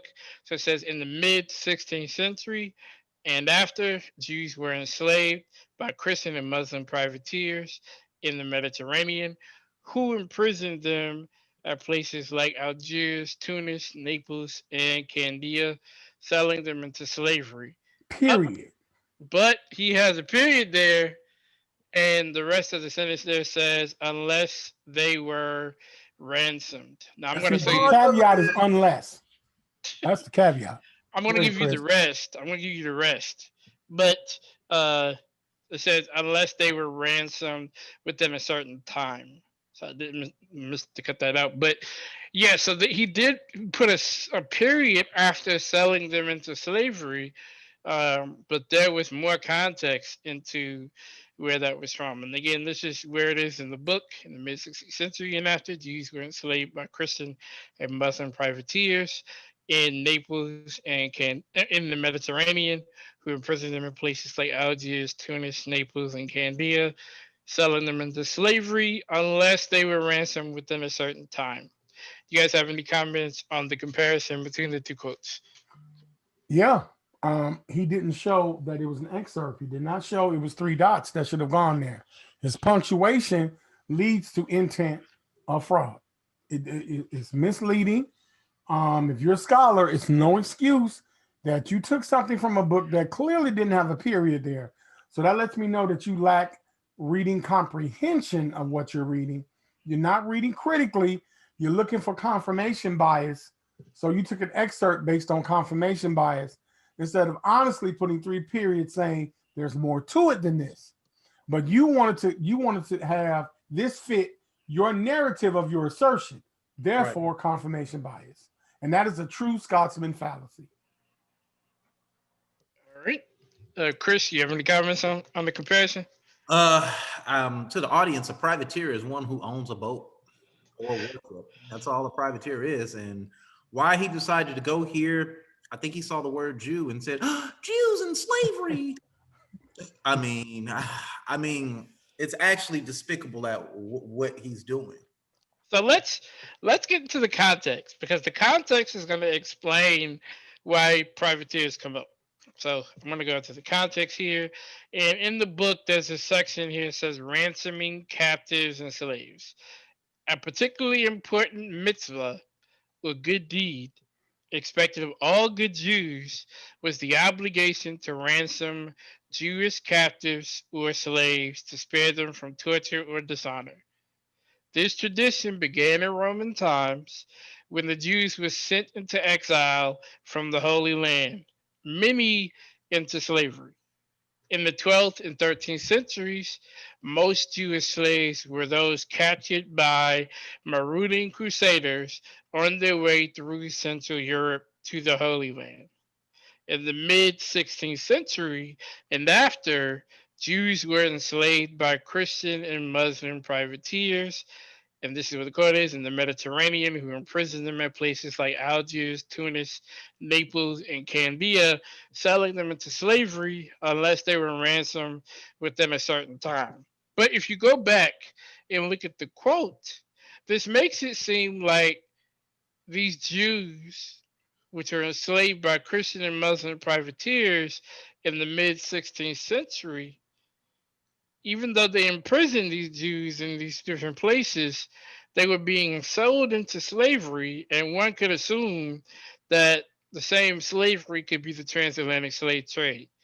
Even though the text doesn't say that, one could assume so after looking at this entire presentation and seeing that there's black Jews being mentioned, there's black and white being disambiguated, and now there's a slave trade of Jews.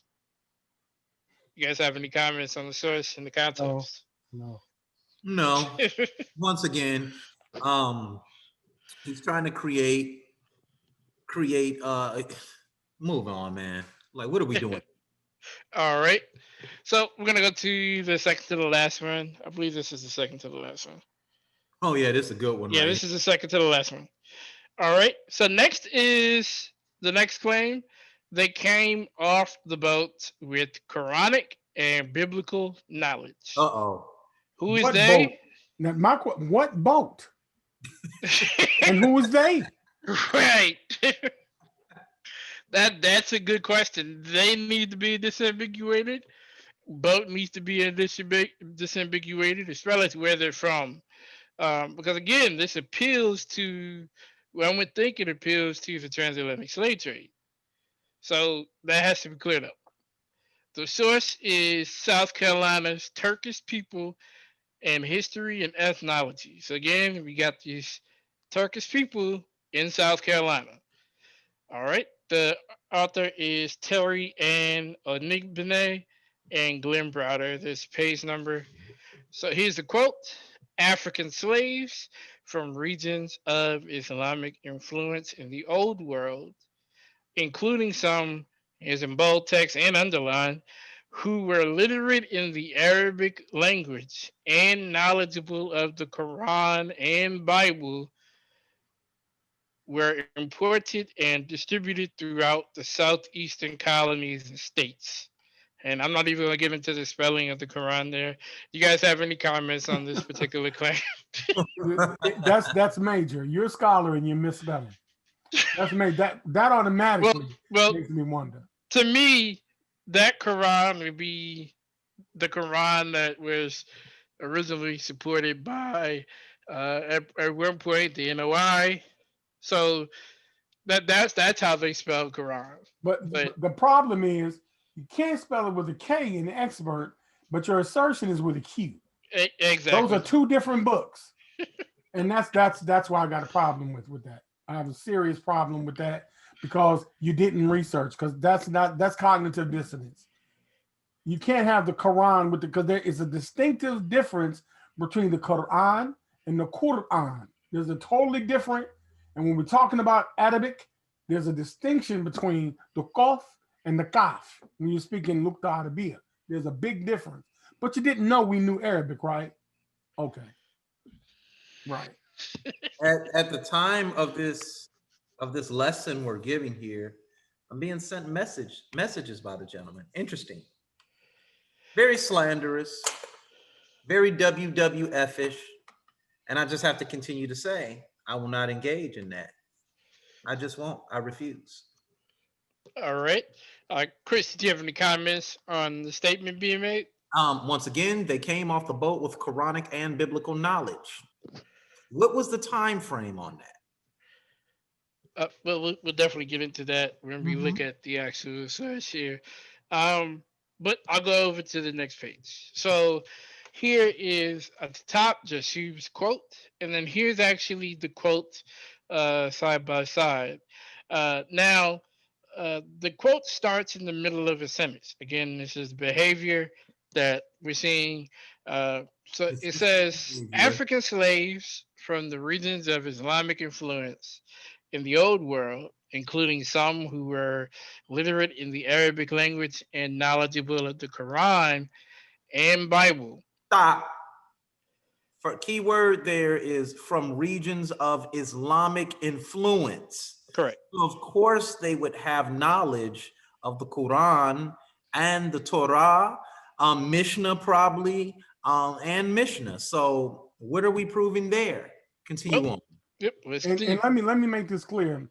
We Sure. see, as Melvin is showing, we see the word many, and as Melvin inferred, this is a part of a sentence of a phrase.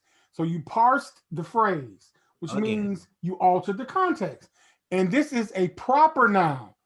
It's not just saying it would, or they wouldn't have capitalized the word African. They're actually giving proper noun, proper distinction to a type of slaves, meaning there were different types of slaves. And these were African slaves, so they had to give it a proper noun as they go into the word from, which is the linking verb to regions. So if you don't know grammar, when I parse this, I'm gonna make you think something totally different than what it was originally intended to be. Grammar is important. Google scholars think they just got to go get an excerpt. No, you actually have to know grammar. You're so busy worrying about being Hebrew and learning Hebrew. How about learning English? Maybe you can get halfway there. All right. So I want to finish the quote here. So it talks about knowledge of the Quran and Bible were imported and distributed throughout the southeastern colonies and states. But you see that that's a semicolon there. So that means that the author is continuing to add context to what's being said. I'm going to show you it in full context. But as you can see, there's a crime being committed here from the presenter being Jashub here. So here's the actual quote. So first, this here side is context. We're going to get into that in a second, but I'm going to show you the actual quote on the right hand side so you can understand where it's coming from. So the sentence actually starts with readers also should keep in mind that many African slaves from the regions of Islamic influence in the Old World, including some who were literate in the Arabic language and knowledgeable of the Quran and Bible, were imported and distributed throughout the southeastern colonies and states. And remnants. Hold on. I want to finish to the period. And remnants of Islamic culture can still be detected in communities along the Carolina coast. Go ahead. Notice what it says. His assertion was slaves had biblical and Quranic knowledge, but he never told you why they had it. Correct. They had it because the area of the old world, they were still teaching certain things. So what were you inferring when you made that assertion? Were you, because many of us, many of the arguments in the conscious community is, where was the Bible at on the slave boats? Where was the Bible at on the slave boats? We hear that. So is this why you used it? But the reason why they would know of such things is because they come from areas of the old world that clearly had knowledge of the Quran and the Bible. It's just that simple.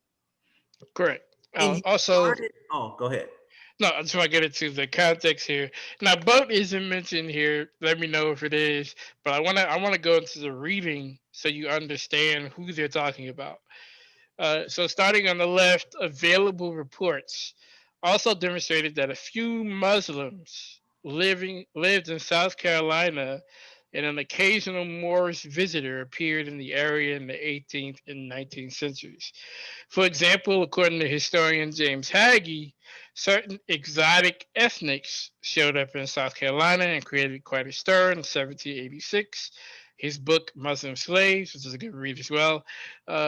Two men, here's a quote, two men appeared in Charleston dressed in the Moorish habit and aroused a great deal of suspicion by their strange ways, end quote. They were taken to the home of an Arabic-speaking woman who was born in the Barbary States and resided in Charleston. They explained to her that they had sailed from Algeria to Virginia, where they were arrested as suspected Algerines, and they somehow made their way overland to South Carolina. To summarize these sources, Muslims and Moors undoubtedly including Turkish individuals, helped explore and settle North America. Some sided with the American struggle for independence, and a few lived in or visited South Carolina during its early history. And so, what they're talking about is these Muslims and Moorish people. So, when you have Muslims and in this case Moorish people, you know that they understand the readings of the Quran, and they oftentimes also have an understanding of the Bible itself, or in its text and its context, the Torah. So that's not necessarily something that is shocking. We also know that, um, Uh, you know what I'm saying, that's something that's part of their society for them to understand these writings. But again, going back to the original assertion here that's being made, they came off the boat with Quranic and biblical knowledge, but it hasn't disambiguated who they were. So, like I said, one could assume he's talking about the transatlantic slave trade and that those Africans knew about the Quran and the Bible. Any comments on the context? No, none at this time. Not now. Maybe later. Okay, Chris. nothing. All all right. So we're gonna get to the last one. We could do more, but it's very, as you can see, it's very time consuming. But we'll definitely present more if necessary. Um, the last one here, a return to the ancestral identity. So the source here is Black Jews in Africa and the Americas. So the quote is: following the Battle of Adwa, a number of black churches in the United States started developing the literalist notion that the Israelites of old were black African. One such was a church founded in Wrightsville, a small rural village south of Little Rock, Arkansas, by William Christian. And it's in bold here, who was born into slavery in Mississippi in 1856. His message was essentially that Adam, King David, and King Solomon, Job, Jeremiah, Moses' wife, the Queen of Sheba, and Jesus Christ were all black. Any comments on the claim here being made? Go ahead, Chris. How are you linking your identity to mythological characters? Um, nothing here. I mean, let's get into it. Kansu? No. All right. I see black theology. That's what I see. Oh, yeah. Definitely. All right. So let's go into um, the actual side by side. So side by side, this is from the actual book, and I actually have it highlighted so it's easy for you guys to see. So on the right, it looks like everything is the same. Following the Battle of Adwa, a number of black churches in the United States started developing the literalist notion that the Israelites of old were black Africans. Okay, so that's a punctuation issue, a grammatical issue, actually. The word Africans is there, it's an S. He has a black African. So we have to fix that. And also, who had started on Ethiopia period is missing. He added a period after Black African. So he took the S off and the rest of the sentence and took that off. So that's missing because they started out in Ethiopia. So that's a big issue there. Yes, because if you take out Ethiopia, now it makes the argument that Jews came over in the boat very hard to believe that people migrated from Ethiopia instead of the Levant into West Africa. Ethiopian people are populated by Kush people, and Ethiopia was also encumbered into Kenya, which now has a political argument that they were separate at this moment. And you had all kind of people that were considered Ethiopia. In the earlier text of those people of those archaic times, from Egypt all the way south, it was called Ethiopia. Ethiopia, yep, by Greeks. So yep. that to take that out shows intent to be able to alter a historical timeline that's been established and hasn't been debunked. Because it's more than a notion that you would probably take the mouse, grab some of the S, and delete the rest of Ethiopia. And so that's kind of suggestive right there, Jashub. That doesn't make any sense. But you're making the contention that they came over on the boat in the assertion prior to. So this shows a pathology of you trying to deceive. You're trying to shoehorn a narrative that they were these Africans right here, when these Africans right here clearly were of Ethiopian nature. Mm-hmm. Which means you're going to have to further understand Ethiopia emptying into the Levant and then emptying through Northern Africa, going through Mauritania, and then eventually coming through on a boat. Game over. All the way here. But you didn't want to do that, so you thought you just erased a quick 2,000 years of history by removing Ethiopia. Whew. All right. So the rest of the quote is fine. Everything from one such was a church found in Wrightsville. All of that is correct and matched on the right, on the left. But that black Africans instead of black African, that's definitely a crime there. And then who has started out in Ethiopia, that needs to be put back. Let's go into the actual context of this quote. So the quote again is highlighted in blue. But we're gonna actually look into what the author is talking about here. So starting on the left, the importance of Ethiopia as a symbol of Black pride was emphasized in 1896 with the success of Black Ethiopian troops against the European colonial power at the Battle of Adwa, where the Ethiopians massacred the heavily outnumbered Italians. This is the first time that an African country has successfully resisted a serious European attempt to invade it. The Ethiopian historian Baru Zedwe noted that few events in modern period have brought Ethiopia to the attention of the world as has the victory at Adwa. The racial dimension which what lent Adwa particularly significance is a victory of blacks over whites. That's a quote. The impact of the Battle of Adwa, quote, was to heighten the mysterious impression Ethiopia conveyed to Afro Americans as well as to the outside world.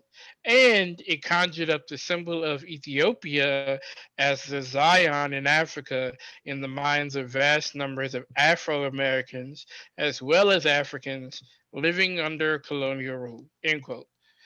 So here's where the quote actually begins. Following the Battle of Adwa, the number of black churches in the United States started developing the literalist notion that the Israelites of old were black Africans who had started out in Ethiopia. Wait a minute. So this isn't even a primary. No, sir. This is just ideology. Correct. Oh, shit. Wow. So then, hold on. Let me show you my shocked face. What? Oh, really? He been doing it all night. And these are the type of sources that these guys present into the conscious community, literally rendering you unconscious. This is what you call ambush scholarship. This is why guys don't like presenting their sources before a debate. I'm sorry, Melvin. No, you did your thing. Go ahead. I'm glad you said it was ideology, because when you look at the quote in context, the next step, the next part is going to really add to that ideology that you speak of, because it says one such was a church founded in Wrightsville, a small rural village south of Little Rock, Arkansas, by William Christian, who was born into slavery in Mississippi in 1856. And his message was essentially that Adam, King David, and King Solomon, he Job, took that out. He took all of that out. The Queen of Sheba, and Jesus Christ were all black. So he has that here, but he's missing Ethiopia, and he's also missing the context of why Ethiopia is important to what's being said, because they're talking about Ethiopia's significance as being a country that dominated whites at the time in the Battle of Adwa. And the influence is to use Ethiopia as a Zion in Africa to both Afro-Americans in the United States as well as other Africans living in colonial rule. So you mean to tell me we're still pushing these ideologies of praising King David, but saying, hey, you know what? Forget King Menelik II, who defeated the Italians. Again, I'm this just is saying. this is a small church. Well, I think this author is being genuine to the historical data. Correct. When we talk about Ethiopia, we're talking about the Coptic Church. We're talking about the Christian Coptic Church. Correct. And the battle between the Christians against the Semites, the anti-Jews against those that were Jew, which ultimately, if you understand history, led to the Protestants, the Protestants. They protested against the marrying of the Roman and Catholic Church. And then when we go down, we see that they talk about the churches of holiness and Freemasonry. Yep. That is intertwined into this, which shows Americana. Correct. Okay. It doesn't show original Judean practice. It shows the Americana, Afro-Americans. They were deeply American because they started to outnumber the continental African, and they Correct. started adopting Americana practices. This is why people like Rabbi Ford and all those guys started operating as the Americana of the Judean tradition, just like the Nation of Islam is the Americana of Orthodox Islam. It's a faction. It's not the definite article. Right. And if you keep reading Kansu, it talks about his racialized theology used the same exegetical mechanism as the Anglo-Israelites. He simply replaced whites with blacks, and his church had been termed the first black supremacy organization in the United States. And then it also follows up with some respectable names. In 1914, Bishop John A. Hickerson, and who also went by the names Father Divine and Reverend Bishop St. John Divine, and others, founded the Church of the Living God, the pillar in the ground of truth in Harlem, identified himself completely as an Ethiopian, and taught a variation of New Thought, the spiritual movement that had started in the 1830s in England and the United States. That, ladies and gentlemen, is context that you would never get if you're just looking at the scope. Which was parsed, by the way. Which was parsed, by the way. Let me do my surprise face again. What? Really? All right, I'm going to stop screen sharing here. That is the end of the presentation. What do you guys think about the entire presentation altogether? I thought it showed a lot of disingenuousness. I thought he was trying to push a narrative that was not really there. I saw lack of cognition. I saw lack of synthesization within the information. I saw lack of synchronization. I saw lack of understanding. I saw lying. I saw every deliberate fallacy that you can find while I'm still receiving 1,000 texts from this gentleman, which I'll be showing on my platform. Nor there. Everything that you want to accuse us of doing is being pseudo, being deplorables, being liars, is what you have done in this entire presentation. I mean, what are you going to say next? Oh, that's because I got the older version of the book. What are you going to try and do? Move the goalposts and say they didn't explain it this way and that way inside of your echo chambers? While everybody puts a battery in your back? I'm going to have to say this, and I know Kansu does not want me to do this. You're not even worth discussing these matters with.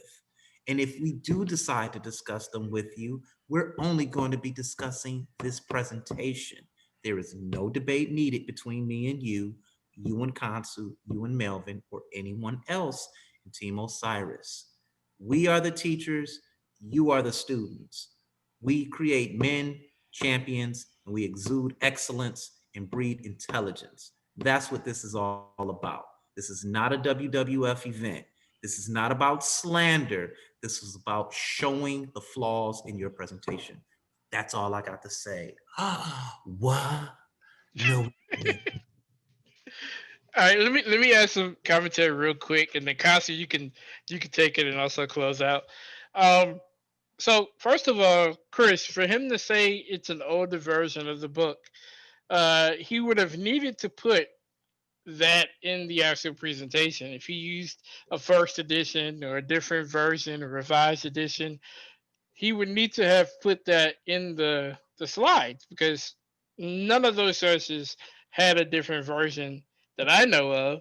And if there, such was the case, he would have need to have properly cited the source to begin with. So we're not even gonna go down the rabbit holes with that. But I do say here, you do see a pattern. At first you would think, okay, maybe it's accidental, maybe it's not intentional, but then you see the same pattern a lot of times in the same book.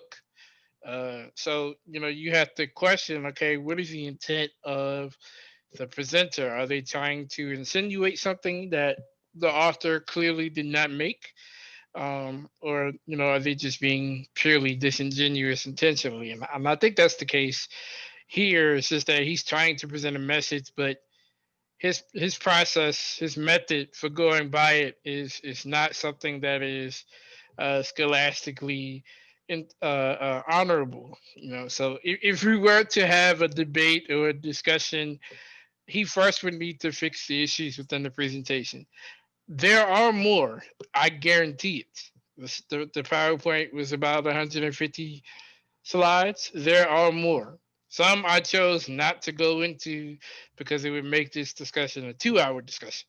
So I decided to leave some things out, but this is a behavior issue. This is pattern. This is consciously knowing that you're doing something that is wrong and not caring. So that's something that needs to be corrected. And in college, you get kicked out. You lose all your points, your your points to go to the next, go to another college and redeem those points. If you have a degree, a lot of times your degrees are nullified. Your reputation is damaged if this was college. Fortunately, it's the conscious community, and as Team Osiris, we definitely make sure that those in the conscious community remain intellectually honest. So that's a checkmate. Go ahead, Kansu. Yeah. I don't have to reiterate much. I just think that in these particular paradigms, um, in these um, in these little bubbles of consciousness, we have a behavioral issue here. We have an issue that's a bit cultistic and it's dysfunctional cultism. Cultism is an old term. You have cults all the way back to Kemet. They talk about cults and fetishes, but this is abnormal. It shows uh, sociopathic and pathological issues with lack of cognition for understanding what you're reading. And you expect someone to debate this as if you were a peer. We can't debate a peer now. We can teach one, and then when you become a peer, we can debate you. But we can't debate something that has no scope. This has no scope. It does not carry any intent to validate an argument. What it is a smear campaign, and you put together it's a sloppy job. I don't know if you were lazy. I don't know if you were rushed, if you didn't have time. Who knows? But what I do know is these things are inexcusable. There's no excuse for someone who calls themselves a scholastic bully, which is an oxymoron, by the way. You don't bully people with scholarship. It's a scientific practice. Scholars believe in the scientific method of discovery. So they don't believe in bullying anybody, it kind of shows why you are a bully, because you're using ambush scholarship and you're parsing things to validate a false narrative. And you're not even true to your own particular culture. You're not even true to your own culture. You're parsing that to justify a wide, drawn out ideology. You're not even being honest to yourself. So, with that being said, I just, as a collective group of people, we can't address ignorance. We can educate ignorance if you're humble enough to take it. But this was a horrible presentation with no scope and no point at all. Brother Chris, you want to close this out, man? Yeah. What I'm going to do once again, and I understand. Let me get my mic on here. One of the things I told Kansu was like, "Yo, I'm tired of everybody bothering me with this stuff." And Kansu said, "Welcome to the big leagues. There's a target on you. They're going to come after you." If this was a debate, since I'm probably an active debater with Team Osiris, I would have finished this off in 2 minutes. This would have been an open and shut case in the first round, as Kansu like to say. I'm not interested in debating you until first you fix your presentation. The WWF antics, the name calling, the slander, the attention seeking, things that you do, and I'm not going to bring Brother Yeremiah into this because he doesn't do that. I honestly think you guys hold him back, and that's my honest assessment. I'm not interested in debating you. There's still more information that I'll be bringing forth on my channel concerning the Spanish Portuguese Jews and the context of what these semi-parsed paragraphs that you put in your presentation were truly about. I am a historian. I love history. And I think your timeline was all over the place. I mean, you even went as far back as the Ottoman slave trade. I was super confused. I think all of us were when we saw that presentation. And according to your Torah, it says convict somebody on 2 witnesses, on the mouth of 2 witnesses. And you spoke against yourself almost 10 times. And we can't say that enough. I mean, if this was the last 48 hours, you would be convicted in the first 2. I mean, I don't know what to say and how to approach these things. And I'm being very calm. I'm in a joking mood. I've received over 20 text messages from you. And I told you that we were doing the presentation. And I will consult with Brother Consul and say, hey, I want this video uploaded here, here, and here also. I want everybody to see this. I want everybody to see that you are nothing to fear, that you are in fact disingenuous and you are a liar. If this was a university, you would be kicked out. They would not even expel you. The professor will walk away. He would go to the office, speak to the counselor, and he would say, don't come in my class anymore. It's not fair. It's not fair to the conscious community. It's not fair to the Christians that you guys constantly debate. And it's not fair to the people that you try to debate. It's not fair to Consul. It's not fair to me. It's not fair to Melvin Jefferson. But I had fun doing this. As always, I learned a lot by doing this. I don't have to get all WWF with you all anymore or act all silly and beat my chest behind the safety of the internet. I don't have to do that. This is about scholarship, not scholarship. And I want to close out with that. Peace, power. Love to everybody. This has been a Team Osiris production. We appreciate your time and effort. We're going to continue to produce credible information. 10 plus years going. Folks have tried to attack our personalities, but never the information. Our information has never been attacked. And we've been consistently the bosses of this. So with that being said, we'll talk to you guys soon. Be peaceful. Tune into the next show on Chris and VP Harris. Peace.